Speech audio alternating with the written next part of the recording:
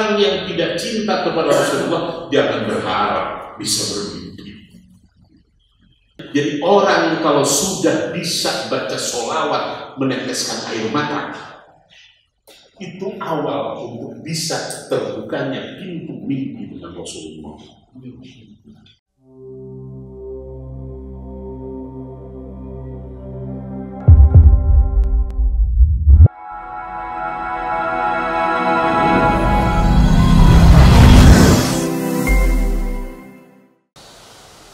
Kerugian kita yang pertama, kita ini sekarang kehabisan orang-orang yang soleh.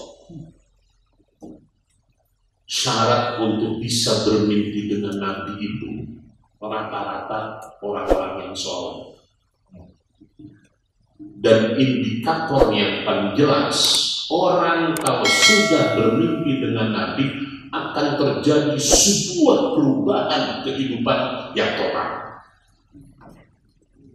Ini yang nggak pernah ada. Jadi orang yang tadinya ngomong seenaknya, begitu lebih Nabi langsung tawa. Tadinya tukang ketawa jadi lebih banyak menangisnya. Nah, oleh karena itu syarat untuk bisa bermimpi dengan Nabi nggak sederhana.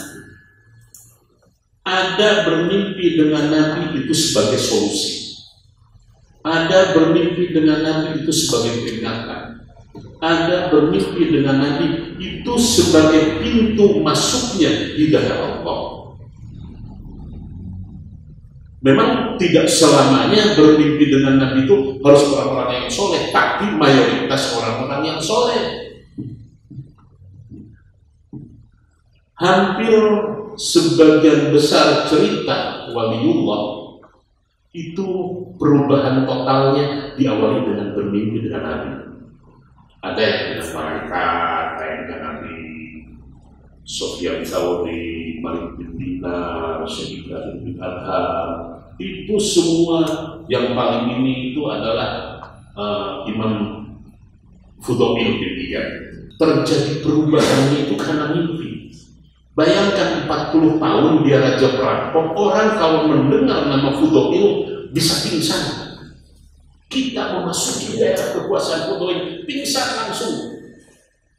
Tapi dengan mimpi,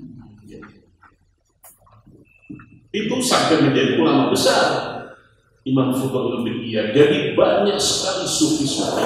Nah, yang menjadi permasalahan, kenapa mimpi para sahabat tidak banyak diceritakan? Karena Rasulullah dengan para sahabat ketika itu dipagari oleh yang namanya wahyu. Para sahabat tidak perlu dibekali dengan mimpi-mimpi yang hebat-hebat. Setelah nggak ada Rasulullah, para sahabat masih bisa bertanya dengan orang-orang terdekat. Tetapi setelah selesai periode sahabat, maka di dalam ajaran Islam ada satu wahana, ada satu wadah, itu sebagai titik awal terjadinya sebuah perubahan kepribadian. Istilah saya, pintu masuk hidayah. Jadi mimpi itu luas fungsinya. Ya.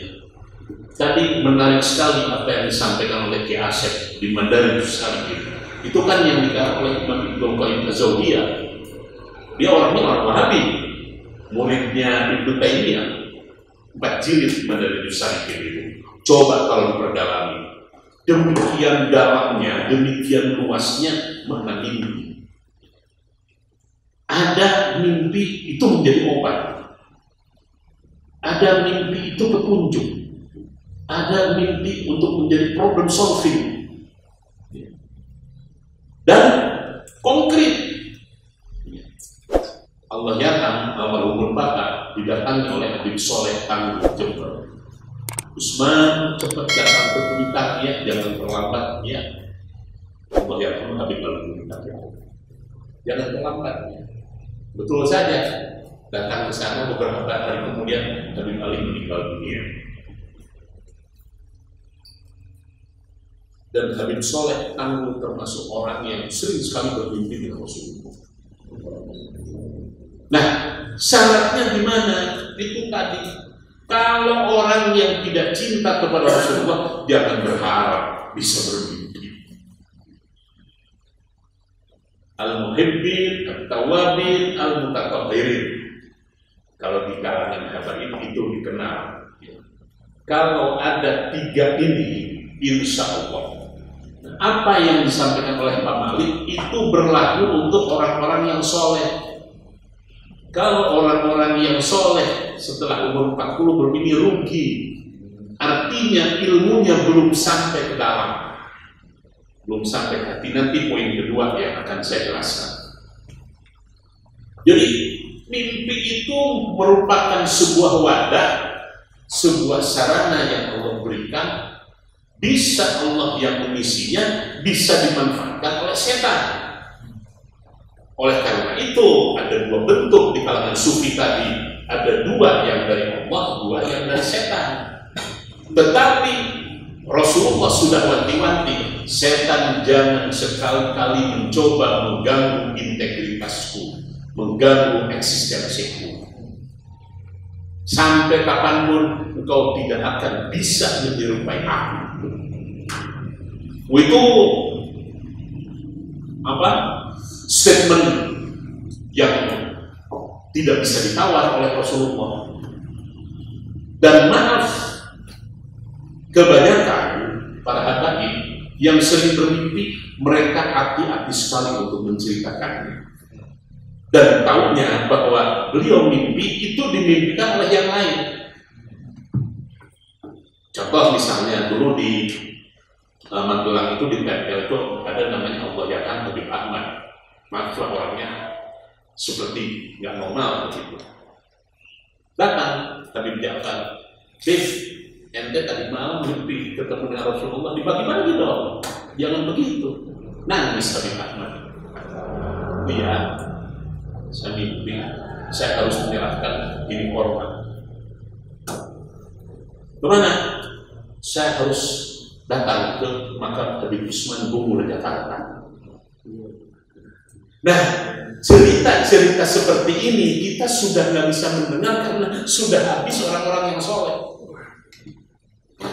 Tadi disebutkan oleh Pak Lukman, istiqomah, ikhlas, sudah tidak ada kepentingan dunia, dan yang paling jelas orang yang sudah bermimpi Rasulullah pasti akan terjadi sebuah pola perubahan kehidupan yang total.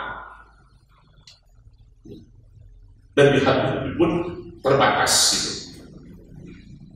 Terbatas.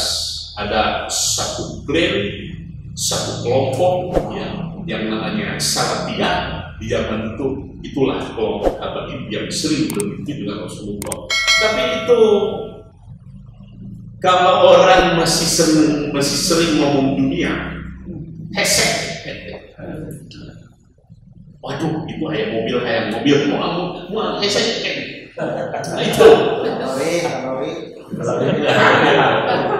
Jadi jangan disangka syaratnya itu ringan, enggak. Tetapi itu betul-betul hak prerogatif Allah.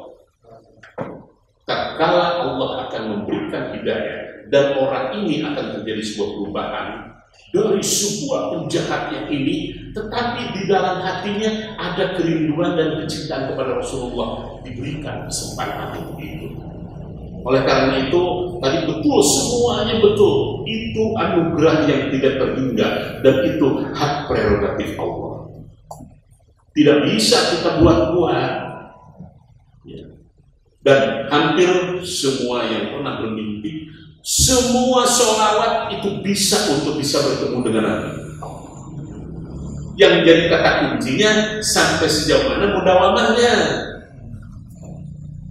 Misalnya tadi dari sisi waktu, dari sisi prosesnya, dari sisi ininya, dan Rasulullah menurunkan sanad takwil mimpi itu hanya kepada Sayyidina Abu Bakar.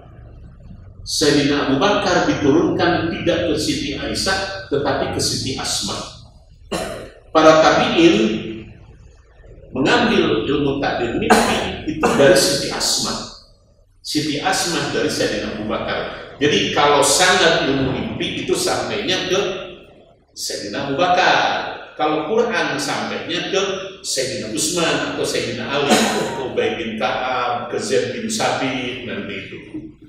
Jadi mimpi itu sangat luas. Allah memberikan solusi. Rata-rata imam kan terakhir itu mimpi. Imam Bukhari setelah istikharahnya itu lewat mimpi datangnya. Ini benar sahih. Bayangkan Imam Bukhari pernah mendapatkan sebuah kesulitan tatkala menentukan kualitas sebuah hadis. Masih agak ragu sahih atau tidak. Akhirnya jalan keluarnya melalui mimpi. Jadi sejak Nabi Adam terus, makanya yang dipergunakan arah. Nabi Ibrahim, ana ara fil manam, mimpi. Untuk menyembelih itu lewat mimpi. Nah, kalau orang yang tidak percaya, kenapa Nabi Ibrahim percaya kepada mimpi? Nah, itu Allah memberikan. Jadi mimpi itu satu model metode. Oke.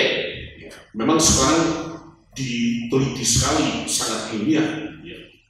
Baik Sigmund Freud melalui psikoanalisanya dan diperkuat oleh Adrian Afdal, psikoklinis, psikologi, dan itu memang salah satu bentuk inspirasi. Allah memberikan inspirasi untuk memecahkan sebuah masalah. Nah, jadi keluasan kita memahami substansi mimpi itu nampaknya masih perlu digali. Sayang sekarang ini kita sudah banyak kehilangan orang-orang yang soleh. Biasanya hanya kita peroleh dari orang-orang yang soleh. Saya ketemu dengan Mbah Arwani. Beliau itu setelah Allah yarham Mbah Munawir meninggal, saya beberapa kali ditegur oleh Mbah Munawir. Sekelas Mbah Arwani. Memang Mbah Arwani itu dari Mbah Munawir itu turunnya ke Mbah Arwani. Sanad Al-Quran. Tapi karena sayangnya itu melalui mimpi. Nah, ini yang pertama. Jadi, ya, itulah hakikat mimpi. Ya. Bisa alternatif solusi, ya. Metode. Memang ada yang bunga mimpi, tergantung. Tadi ada waktunya, ada kondisi kejiwaannya, ada ini. Ya. Dan almarhum Abah mengatakan tidak semua Habib bisa bertemu mimpi dengan Rasulullah. Habib pun Habib yang betul-betul sudah nggak acuh dengan dunia dan rasa rindunya. Jadi orang kalau sudah bisa baca sholawat, meneteskan air mata, itu awal untuk bisa terbukanya pintu mimpi dengan Rasulullah. Indikasi datangnya Rasulullah secara fisik itu banyak diketahui oleh para ulama. Kenapa Allah yarham Ki Makhrus Lirboyo pada saat berdoa di Muktamar Situbondo tiba-tiba pingsan? Masya Allah, saya nggak kuat. Begitu dibacakan sholawat burdah, hadir Rasulullah. Nah, sekelas Ki Makhrus berbohong. Ahli tahajud, menguasai, nggak mungkin orang-orang sekelas Ki Makhrus itu berkata itu sangat hati-hati sekali. Oleh karena itu, kalau ulama-ulama Jawa Timur tatkala ya Rabbi bil Mustafa baligh maqasidana langsung menundukkan diri. Ada sebuah kekhawatiran dan beliau mengatakan tatkala dibacakan sholat burdah, dari setiap ini yang paling sering hadir Rasulullah itu sholat burdah. Ya Rabbi hadir, dan hadir itu secara jasad. Apa indikator hadir? Misalnya tiba-tiba suasana jadi sejuk, kemudian tiba-tiba ada aroma harum, tiba-tiba ada rasa ketakutan. Bayangkan sekelas para kiai yang ahli tahajud tiba-tiba merinding bulu kuduknya. Itu yang disebut pengalaman spiritual, pengalaman batin. Tapi yang jelas semua sholawat bisa. Dan istimewanya kalau sholawat itu tidak perlu harus dapat ijazah. Tapi yang lebih bagus memang melalui ijazah. نتوسل بالحبابة والبتول المستطابة والنبي ثم الصحابة فعسى